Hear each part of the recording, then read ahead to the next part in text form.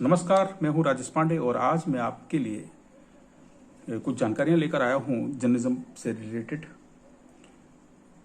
कल हमने डेस्क की दिक्कतों पर चर्चा की थी और ये बताने की कोशिश की थी कि डेस्क के सामने कितने तरह के चैलेंजेस आते हैं और आपको खबरों की एडिटिंग करते समय आपको खबरों के साथ न्याय करना होता है।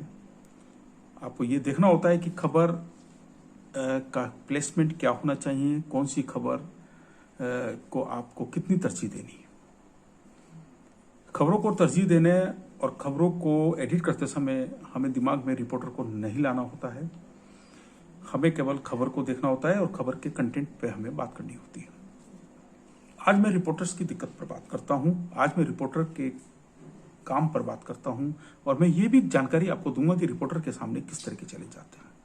उसके लिए मैं आपको एक उदाहरण भी दूंगा और एक किस्से का जिक्र भी करूंगा।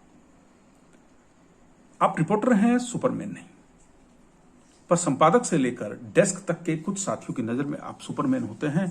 तभी तो कभी भी आपसे कुछ भी कंटेंट मांगा जा सकता है। भरी गर्मियों में एयर कंडीशन कमरों में विराजमान समाचार संपादक और डेस्क के वो साथी जिनका कभी रिपोर्टिंग से वास्ता नहीं रहा, रिपोर्टर से उम्मीद करते हैं कि वो आधा घंटे में उनके बताए अनुसार तथ्यों को विद प्रूफ परोस दे। डिजिटल के दौर में पहले हम की प्रतिस्पर्धा से की अपेक्षा पहले से ज्यादा बड़ी है और ऐसे में गलत सूचनाएं, हवाई आंकड़ों की आशंका बढ़ जाती है क्योंकि डिजिटल है। डिजिटल में प्रतिस्पर्धा बड़ी है और डिजिटल में आपको खबर तुरंत ही लाइव करनी होती है। तो डिजिटल टाइम के हिसाब से चलता है। मैं ये बताने की कोशिश कर रहा हूं कि आपको डेस्क का काम तभी संभालना चाहिए जब आप रिपोर्टिंग में पेश होने वाली चुनौतियों को समझते हो। आप उन चुनौतियों का कई बार सामना कर चुके होते हो।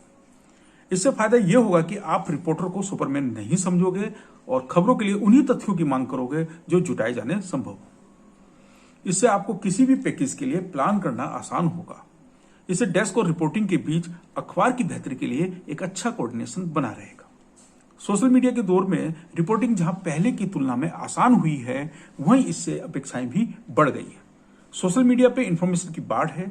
जिसने इस बहाव को समझ लिया वो बच गया, नहीं तो डूबना तय है। क्योंकि सोशल मीडिया पे जो इन्फॉर्मेशन आ रही हैं वो इन्फॉर्मेशन सही है या गलत है, इसकी पुष्टि करना भी बहुत जरूरी है। अब मैं आपके साथ एक किस्सा साझा करता हूं। जब हथेली पर आम उगाने के लिए कहा गया, खबर की मिसिंग से संपादक और संबंधित डेस्क कम और उनके आसपास मौजूद रहने वाले लोग ज्यादा परेशान हो जाते। मैं ये जिक्र इसलिए कर रहा हूं कि जब आप पत्रकारिता में जाएंगे, मैं नए बच्चों के लिए बात कर रहा हूं, जब आप पत्रकारिता में जाते हैं तो आपको यह चीज बिल्कुल दिमाग में रखनी चाहिए कि वहां पर क्या होगा। आप ऐसा नहीं है कि आपको पहले से तैयार होना होगा। आपको उन चुनौतियों से, आपको खबरों की चुनौती तो है ही, खबरों को जुटाने की चुनौती तो आपके सामने है ही, लेकिन वहां जो माहौल होता है, क्योंकि मैं माहौल का जिक्र इसलिए कर रहा हूं क्योंकि इस माहौल को मैंने देखा है, भली भांति मैंने इस माहौल को देखा है। मैं आपको डराने की बात नहीं कर रहा हूं, ना मैं ये कह रहा हूं कि पत्रकारिता में नहीं आना चाहिए, लेकिन आपको सजग होना बहुत जरूरी है। जब कोई खबर मिसिंग होती है तो आप ये समझिए कि वहां पर संपादक जी को उतनी चिंता नहीं रहती जितनी चिंता उन लोगों को रहती है जिनका खबर से वास्ता नहीं है, जिनका रिपोर्टिंग से वास्ता नहीं है, इनका डेस्क से भी कोई मतलब नहीं होता है। और अगर ये दफ्तर ना भी आए तब भी अखबार की सेहत पर कोई असर नहीं पड़ने वाला है। कभी कभी तो किसी खबर की मिसिंग पर संपादकीय टीम से ज्यादा दुखी चेहरा मीडिया मार्केटिंग वालों का होता है। उस समय वो पूरी तरह से दिखाने की कोशिश करते हैं कि साहब अगर यह खबर नहीं छुटी होती तो हमारे अखबार का सर्कुलेशन बढ़ गया होता। और वो हमेशा ये तैयार रहते हैं कि अखबारों का सर्कुलेशन कम होने का पूरा ठीकरा रिपोर्टिंग टीम के और डेस्क के सिर फोड़ दिया जाए। उस समय बड़ा दुख होता है जब दो लाइन भी ढंग से नहीं लिख पाने वाले खबरों की समीक्षा करते हैं। इस पर भी मैं विस्तार से आपसे वार्ता करूंगा। हाँ, तो मैं एक किस्सा बता रहा था। हरिद्वार में एक बड़ी खबर मिसिंग हुई जो प्रतिनिधि अखबार के पेज 1 की लीड थी। यह खबर छूटने का काफी दुख था। जनवरी माह की सुबह 6 बजे रविवार को देहरादून से किसी ने अपने घर से ही फोन किया। उनके शब्द थे, आज तो भयंकर गलती कर दी। मैं उनकी आदत से वाकिफ था और मैंने अखबार भी नहीं देखा था। मैंने पूछा क्या हुआ? वो बोले, संपादक जी बहुत नाराज है, बात कर लो। मैंने सोचा सुबह 6 बजे संपादक जी को देहरादून में किसने हरिद्वार का अखबार दिखा दी। संपादक जी ने इन शख्स से क्यों नाराजगी व्यक्त की? वो तो किसी भी खबर पर सीधा मुझसे बात करते हैं। वैसे भी इन शख्स का हमारे संस्करण से कोई वास्ता नहीं था। खैर कोई बात नहीं, इंचार्ज होने के नाते गलती मेरी है, इसलिए जवाबदेही भी मेरी बनती है। संपादक जी को फोन किया तो जवाब मिला, अभी पहुंच जाओ खनन वाले इलाकों में, जाकर देखो कहां कहां अवैध खनन हो रहा है। ये खबर खनन से संबंधित थी। फोटो के साथ मुझे एक पूरा पेज चाहिए। मैंने कहा ठीक है, एक पेज मिलेगा और फोटो भी मिलेगी। सुबह तो खराब हो गई थी। रिपोर्टर्स और उनकी टीम इंचार्ज के साथ अखबारों में अक्सर ऐसा हो जाता है। अब तो दिन से उम्मीद थी कि अच्छा होगा। फोटोग्राफर मंजे हुए हैं और मैंने उनको फोन किया, उनसे कहा कि मैं तैयार हूं और आप भी तैयार रहो। हरिद्वार में रास्ते में कहीं मिलते हैं और वहां से चलेंगे गंगा के उन खनन वाले इलाकों में। सच बताऊं, मैंने गंगा के वो इलाके कभी नहीं देखे थे। मुझे अपनी टीम पर पूरा विश्वास था। अखबार में टीम वर्क ही सबसे ज्यादा महत्वपूर्ण होता है। कोई व्यक्ति अगर यह कहे कि मैं बहुत सीनियर हूं और मैं सब कुछ कर सकता हूं, संभव नहीं है। अखबार में टीम वर्क के बिना कुछ नहीं होता। डोईवाला से जैसे ही हरिद्वार के लिए आगे बढ़ा, एक फोन आया, अभी पहुंचे नहीं? मैंने कहा रास्ते में हूं। फिर पूछा कब पहुंचोगे? मैंने कहा 1 घंटा लगेगा, आपको 4 बजे तक पूरा मैटर और फोटोग्राफ मिल जाएंगे। उन्होंने निर्देश दिए कि वहां सभी जगह रिपोर्टर तैनात कर दो। अब आप ये चीज देखिएगा कि देहरादून में बैठे हुए शख्स कह रहे हैं कि हरिद्वार में गंगा किनारे खनन वाले जितने भी इलाके हैं वहां अपनी टीम तैनात कर दो। अब आप बताइए कि एक स्टेशन पर कितने रिपोर्टर होते हैं? मैं पूरे खनन वाले इलाकों में रिपोर्टर तैनात कर देता। यह तो एक ऐसी बात थी जो संभव ही नहीं थी। मैं कोई प्रशासन का एक बहुत बड़ा अधिकारी तो नहीं था, मैं तो एक रिपोर्टर था और मेरे को पता है कि मुझे क्या करना है। मैं वहां पर मतलब सभी जगह रिपोर्टर तैनात कर दूं।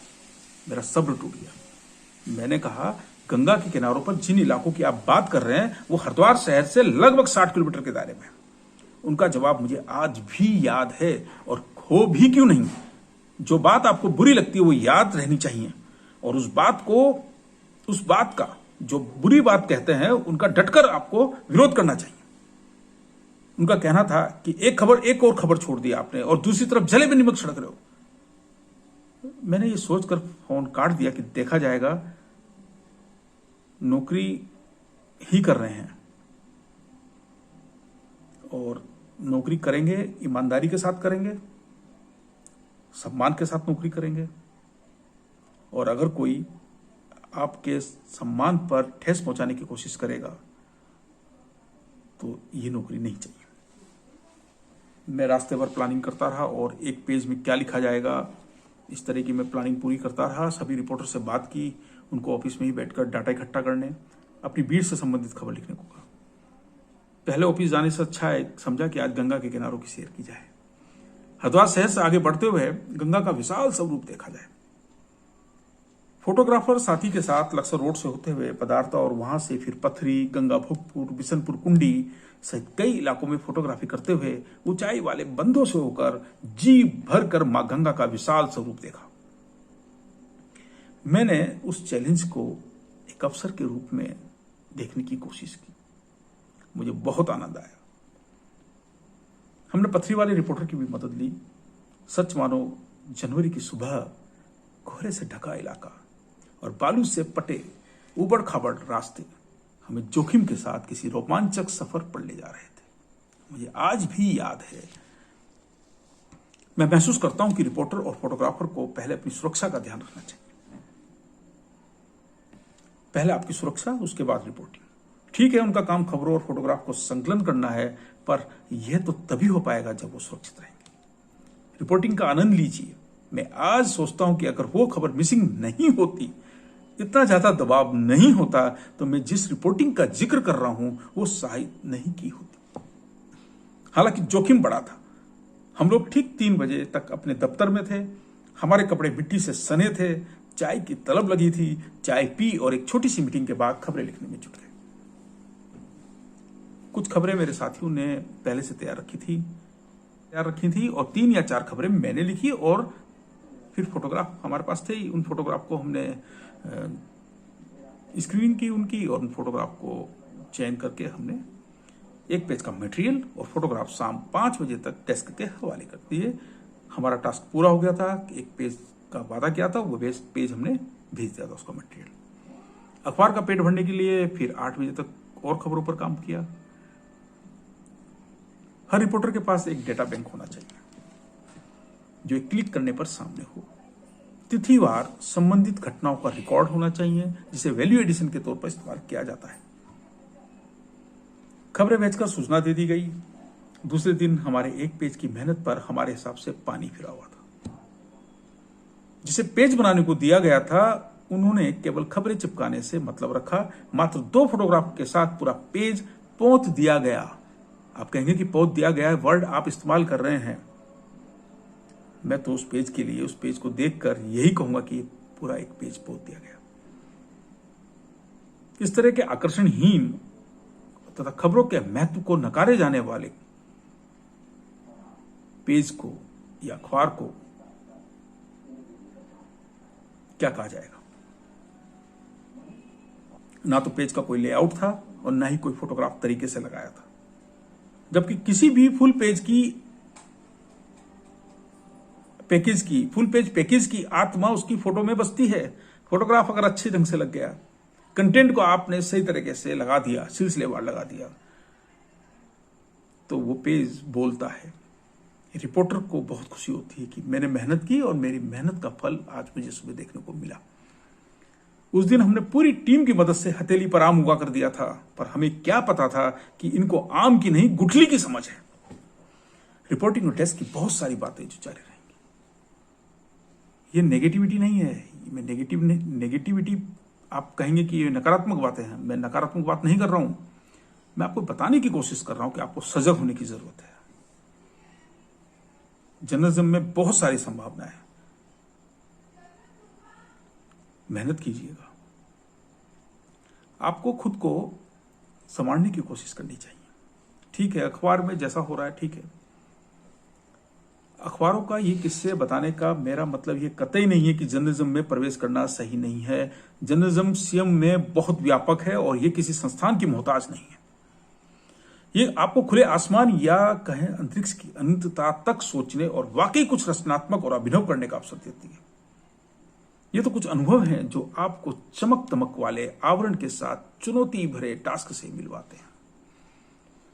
मेरी कोशिश लगातार जारी रहेगी और मैं कुछ किस्सों के सहारे आप तक सच को पहुंचाने की कोशिश करता रहूंगा। तो सजग रहिएगा,